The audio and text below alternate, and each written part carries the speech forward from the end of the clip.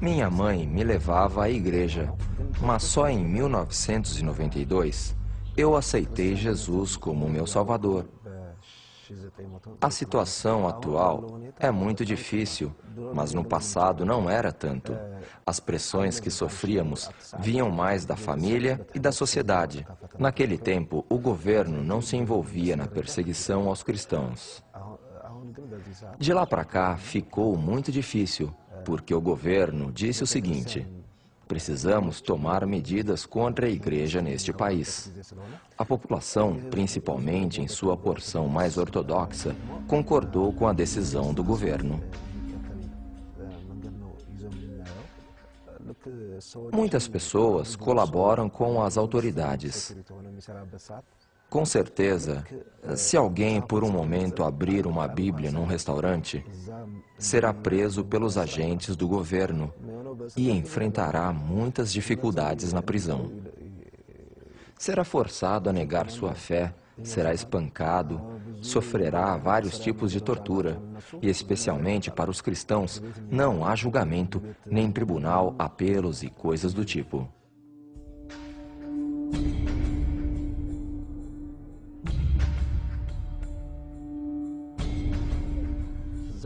Por exemplo, há alguns cristãos que foram aprisionados há 4 ou 5 anos e jamais foram levados a julgamento num tribunal. Em vez disso, as autoridades exigem que eles assinem documentos negando a fé. Essa é a primeira exigência que fazem. Quem se recusar a assinar será perseguido e torturado na prisão. A próxima punição é uma tortura cruel chamada posição helicóptero. O prisioneiro tem os pés e mãos amarrados junto às costas e é colocado de bruços, apoiando o peso do corpo apenas no abdômen. Os pés e as mãos ficam amarrados junto às costas. Eu entreguei minha vida a Cristo ainda criança e mais tarde fui prestar o serviço militar. Agora dou encorajamento aos cristãos que passam por essa terrível situação. É a nossa vez de mostrar fé e coragem aos que passam pela mesma situação que enfrentei.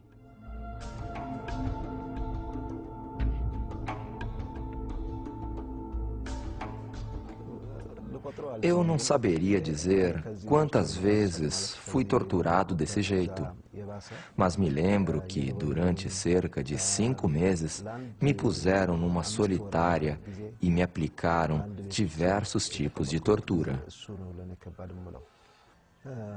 Formávamos um grupo naquela prisão. O plano do governo era extinguir e eliminar o cristianismo naquela área.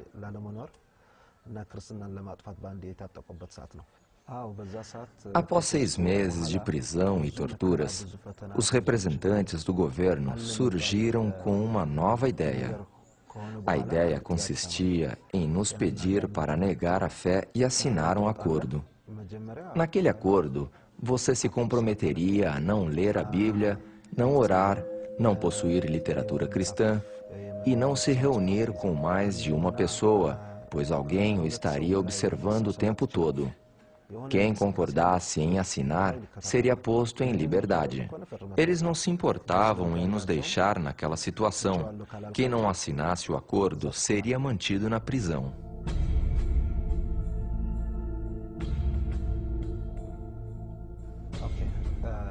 Depois que fomos aprisionados, levou apenas 3 meses para que tivéssemos Bíblias sendo contrabandeadas sem que as autoridades soubessem.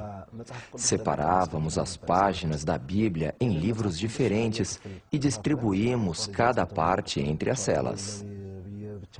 Como não tínhamos onde esconder, guardávamos os pedaços da Bíblia em nossas sacolas. 4 cristãos foram escolhidos para cuidar da distribuição das partes da Bíblia entre os presos. Eu era um dos 4 escolhidos. Eu era responsável por coordenar a distribuição. Como não havia papel, eu usava papel higiênico para copiar as escrituras à mão e distribuir. Quando os agentes do governo revistaram as celas, encontraram os trechos da Bíblia que eu havia fornecido. Interrogados sobre quem havia fornecido aquilo, falaram: foi Gideão que entregou. Me castigaram com outra forma de tortura. Me arrastaram de bruços no chão aquecido pelo sol escaldante e, como resultado, minhas mãos, braços e barriga ficaram em carne viva. Essa foi a pior tortura. Depois me jogaram numa cela de apenas 1 metro por 1,80.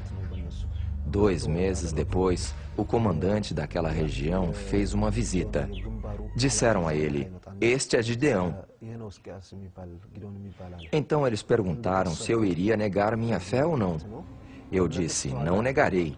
Por causa da segurança que o Espírito Santo me dava, eu estava disposto a enfrentar qualquer coisa.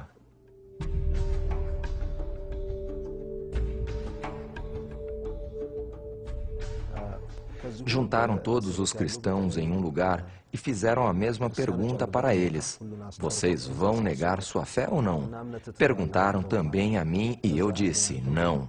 Em minha mente havia um só pensamento: Cristo. Para mim, o viver é Cristo. Foi o que o apóstolo Paulo escreveu na carta aos Filipenses.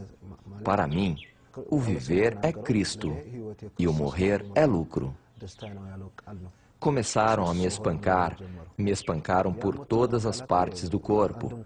Naquele momento, eu lembrava que o Senhor Jesus havia passado pela mesma situação. Ele foi espancado ao pagar o castigo pelos meus pecados. Participar de seu sofrimento era uma grande honra para mim. Era nisto que eu pensava. Não foi fácil, não foi nada fácil. Mas quando penso no quanto maior foi o sofrimento de Jesus, percebo como é fácil suportar minha dor.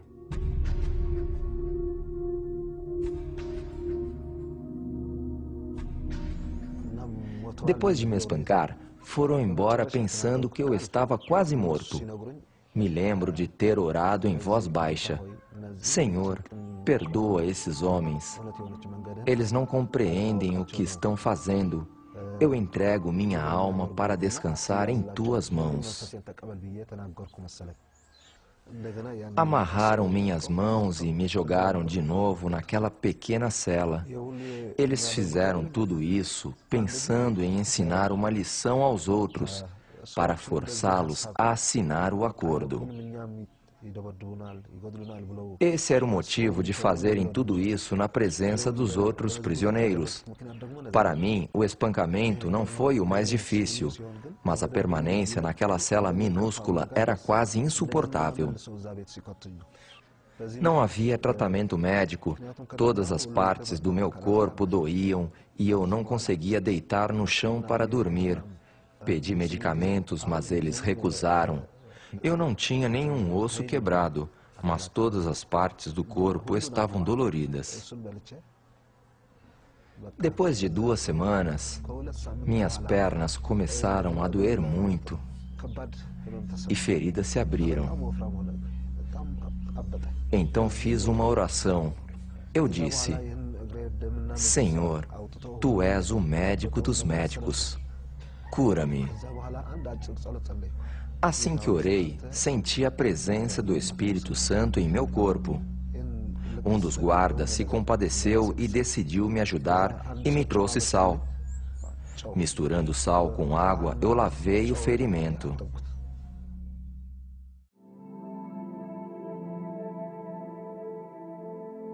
Permaneci por mais 2 meses naquela pequena cela. No 4º mês, me transferiram para outro lugar. Naquela ocasião, um dos meus agressores me perguntou: "Por que você passou por tudo isso? Por que enfrentar uma situação dessas? Por que tanta determinação? Por que não nega sua fé e leva uma vida tranquila?" Eu respondi: "Estou pagando um preço não só pela minha fé, mas pela liberdade neste país. Para mim, a palavra de Deus é vida."